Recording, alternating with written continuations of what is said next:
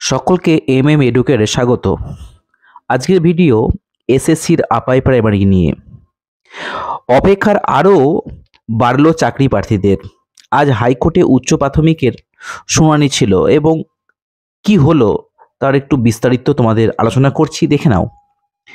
আপার প্রাইমারিতে নিয়োগ সম্পর্কে যে উচ্চ প্রাথমিকের শিক্ষক পদের চাকরি প্রার্থীদের অপেক্ষার প্রহর আরও কিছুটা বেড়ে গেল। ফের শুনানির তারিখ দেওয়া হলো। এদিন স্কুল সার্ভিস কমিশনের পক্ষ থেকে আইনজীবী সুতানু পাত্র দ্রুত শিক্ষক নিয়োগে ছাড়পত্র দেওয়ার অনুরোধ করেন। তিনি বলেন, স্কুল বাছাই হয়ে গেছে, আদালতে ছাড়পত্র মিললেই নিয়োগ হয়ে যাবে।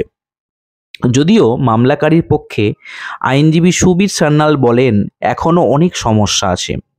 রিজার্ভেশন রুলস মানা হয়নি, সিট আপডেট করা হয়নি, তাছাড়া ওএমআর সিট নিয়েও সমস্যা রয়েছে। তিনি আরও কিছু বলার জন্য সময় চান। শেষ পর্যন্ত নেক্সট 28 ফেব্রুয়ারি এই মামলার পরবর্তী শুনানির তারিখ ধার্য করলেন বিচারপতি। মানে তোমাদের আপার প্রাইমারি যে কবে শেষ হবে এটা বলা ভগবান ছাড়া কেউ বলতে পারবে না।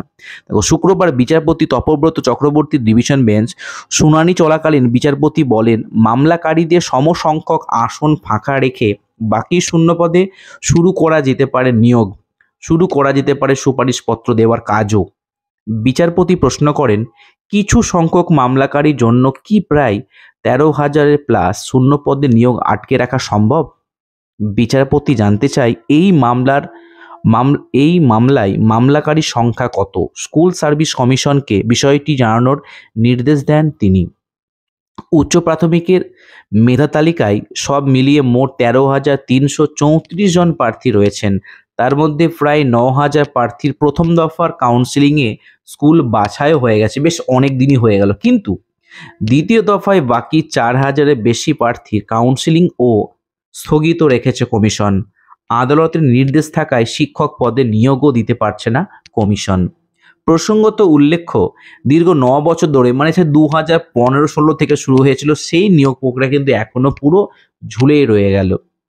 দীর্ঘ 9 বছর ধরে ঝুলে রয়েছে উচ্চ প্রাথমিকের বা আপার প্রাইমারি শিক্ষক নিয়োগের প্রক্রিয়া।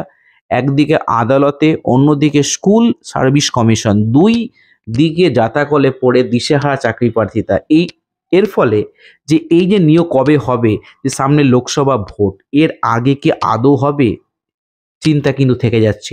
এরপরে আবার নতুন রিক্রুটমেন্টের পদ্ধতি বা প্রক্রিয়া যে কবে শুরু হবে তা কিন্তু আমাকে অনেকে প্রশ্ন করছো, কিন্তু আমি উত্তর দিতে পারছি সঠিক পরিমাণে। কেন পারছি না? কারণ সরকার এবং কোর্ট যে পরিমাণে এই যে চিন্তাভাবনা নিয়ে পড়ে আছে, এর যে কবে শুরু হবে এ বলা খুবই মুশকিল। তাই তোমাদের যাদের কাউন্সিলিং হয়ে গেছে, তোমরা মানে আশা নিয়ে থাকো, তোমাদের খুব শীঘ্র হয়ে যাওয়ার সম্ভাবনা। ভেবেছিলাম হয়তো ভোটের আগে হয়ে যাবে, কিন্তু এখনো পর্যন্ত জ্বর থেকেই গেল। আবার নেক্সট 2 সপ্তাহ পর, 12 দিন পর একটা নতুন ডেট, দেখা যাক নতুন ডেটে কি হয়।